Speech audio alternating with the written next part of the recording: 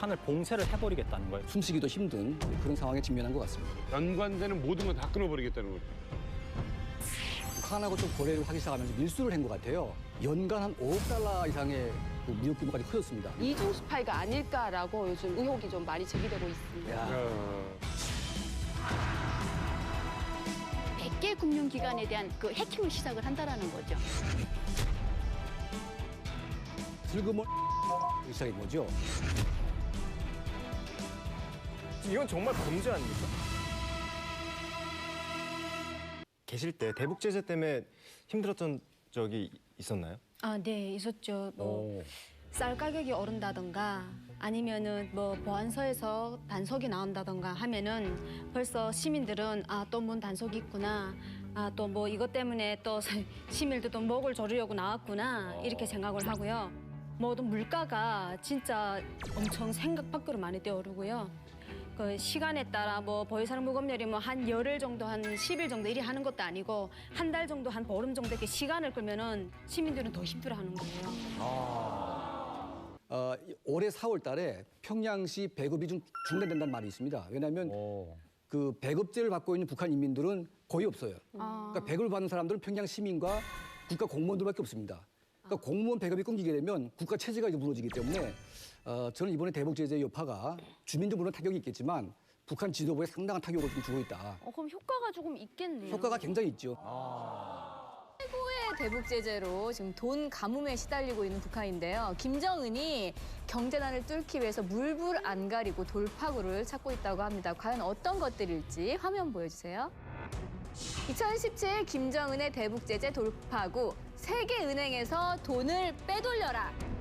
이소연 씨, 대체 북한이 어떻게 세계은행에서 돈을 빼돌릴까요? 네, 북한에서 지금 체계적으로 그 양성하는 뭐 해커들이 있습니다. 금융 해커들이 있는데 이 해커들을 이용을 해서 외국 금융기관에 있는 돈을 빼가겠다라는 거죠. 그래서 지난해 지금 그 폴란드 은행이 한번 그 해커들로 인해서 한번 그 해킹이 당했습니다. 근데 여기에 그때 북한의 그 훈련받은 양성원들이 100개 금융기관에 대한 그 해킹을 시작을 한다라는 거죠.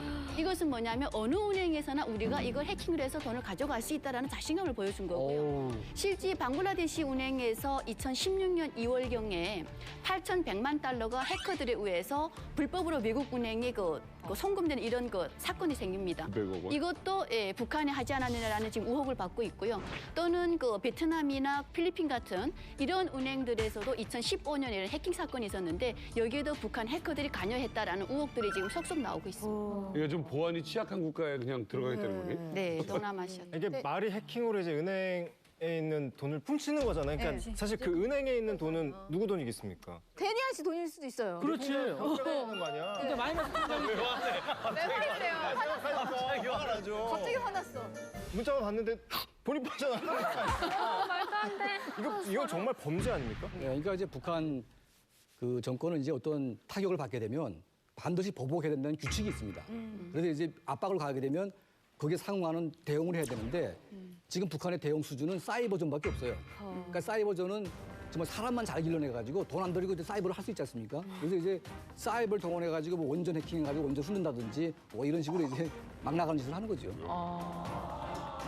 북한의 사이버전 능력이 놀랍게도 미국과 러시아 등등에 이어서 세계 4위 안에 들어요. 세계 4위 안에. 와, 진짜 대박이다. 그럴 때 미국도 북한을 제대로 침투를 못해요. 왜냐하면 북한의 내부망은 인트라넷이라 그래서 중국으로 나가는 몇 개 회선 빼놓고는 다 막혀 있어요. 다 막혀 있으니까 그 몇 개 선만 지키면 되는 거예요. 그러니까 거기 아예 못 들어가.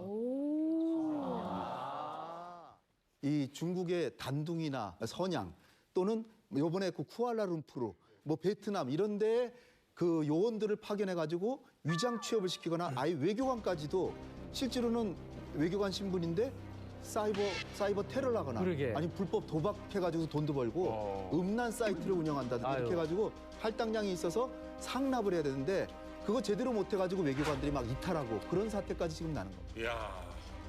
그러니까 이제 이게 뭐 눈에 안 보이는 실체이기 때문에 그 실체를 잡게 되면 제대할 수 있잖아요. 근데 이제 북한에서 어딘가 숨어서 지금 하기 때문에 잡기가 힘든 겁니다. 그래서 지금 중국이 협조를 하게 되면 중국 서버를 활용해서 오는 해커들 잡을 수가 있는데 중국이 그 협조를 안 하기 때문에 현재로서는 잡기가 쉽지가 않습니다. 아이고, 어떡해. 뭐 해킹뿐만이 아니고요. 또 뭐가 있을지 2017 김정은의 대북 제재 돌파 후 두 번째 화면 보여주세요. 2017 김정은의 대북 제재 돌파 후 두 번째 양귀비 밭을 늘려라. 무슨 마약 아니야? 제가 듣기로는 양귀비가 마약 네, 그렇죠. 마약이죠. 그러니까 아편. 재료로 쓰이는 걸로 알고 있는데 이거 괜찮은 건가요?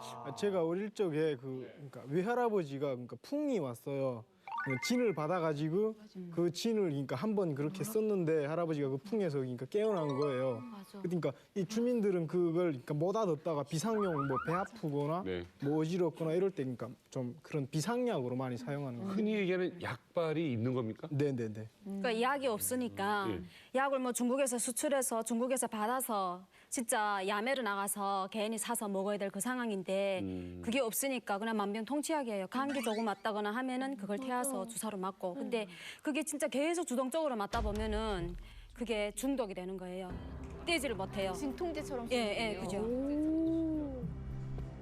슬픈 현실인 게 북한이 약이 부족하잖아요. 근데 아편을 먹는 이유가 이 병을 고치기 위해서 먹는 게 아니라 그 아픔을 잠재우기 위해서 먹는 거거든요. 근데 뭐 마약 중독자라 그러면 그 사람들이 자기의 그 인조이먼트를 위해서 이제 먹는데 사실은 그 사람들은 아프기 때문에 먹는 거거든요. 그래서 자기가 중독자가 되고 싶어 안 하는데도 중독자가 될 수밖에 없어요, 그거는. 예. 우리인데는 이 아편을 완전 대량적으로 심는 날 몇 정보지 농장에서 재배하는데 이 국제적 이거 마약이 단속품이지 않습니까? 그러니까 아편이란 말 안 하고 도라지를 한단 말입니다. 백도라지. 우리가 백도라지 농사를 짓는다 해서는 밭이 얼마나 큰지 그 진을 딸 때는 이런 학교 학생들 거지 총동원 시킵니다. 학생들이요? 학생들 거지. 어린 그래서 아이들. 앞에서 아이가 한 명 나가서 칼로 도려내고 뒤에가 그거 이제 진을 만다서 유리다 이렇게 받아서 이제 마지막 선생들인데 밭인데 아이들이 그 아편 밭이 그 약 진이 그 냄새가 진동하니까 약에 취해서 막 쏘고 먹는단 말이야. 밭에서. 어린애들이? 어린 아이들이 그럼 그거 막 날아가고 그다음 거기서 또 아이들 또 면역력이 좀 풀면 그 다음 날엔 또 이렇고 거기서 또 도둑질해서는 아편 자체가 돈이니까 막 갖다 파는 그런 현상이 부지 기수입니다. 아니 이게 말이 돼? 애들한테 마약 재배 순간에 그 약을 재배해야 되니까. 근데 이렇게 더 늘려가지고 마약을 더 대놓고 만들어가지고 다른 나라에 뭐 밀 수출을 하겠다는 의미인가요? 예, 그러니까 이제 그 김정은 정권 들어와 가지고 그 이 양귀비밭 재배 그리고 이제 마약 이 실태를 김정은이 보고받고 나서 이걸 다 없애라고 얘기했어요. 엄청나게 단속을 심하게 했는데 아마 이제 2013년 이후에 핵실험이 이제 진행되고 이제 국제사회 압박이 또 되니까 돈이 없잖아요. 그러니까 점점 돈이 고갈되니까 슬그머니 마약을 다시 재배하기 시작한 거죠. 그래서 2015년도에 다시 또 재배가 시작됐고 작년부터 엄청나게 또 커지기 시작했습니다. 그래서 북한이 불법으로 마약을 팔아서 번 외화가 과연 주민들한테 도움이 되나요? 북한 주민들은 그 마약이 뭐 어떻게 해서 뭐 어떻게 북한으로 그걸 팔고 있다는 것 자체도 몰랐어요. 그냥 백도라지니까 거기에 돈것만 됐었고 인민들 생활에는 전혀 도움이 되지 않는 그렇게 팔아들인 돈은 다 그냥 그 통치를 위한 통치 자금이나 39호실에 들어가지 저는 그렇게 팔아들인 돈을 도대체 뭐 하고 있는지 제가 오히려 궁금할 정도예요. 우리는 이걸 아편을 우린 데서는 7월 중순부터 보안원들 보지원들 아예 활기 뛰는 달이란 말이죠.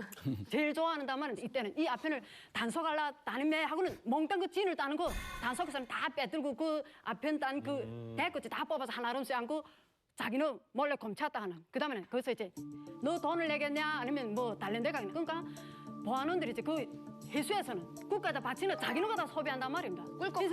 네, 불법으로 자기네가 먹고 왜 그런가? 우린데도 아편 중독자들이 거의 20~30%가 다 중독자들. 진짜 그런 거. 중국 돈 우린데는 40원씩 한단 말입니다. 40원도 없어서 약재들이 진짜 하루에 1g, 2g씩 많은데 그 1g이 없어서 진짜 집안에 가장물 다 팔면서도 약이 없어 못 산단 말입니다. 약이 없어서. 저 미영 씨한테 궁금한 게 있는데 아버님께서 네. 외화벌이 일을 하셨다고 아까 네. 하셨잖아요. 그렇다면 정말 이 대북 제재로 인해서 네. 외화벌이를 사는 사람들은 북한 주민들은 진짜 더 힘들어질 것 같아요. 그렇죠?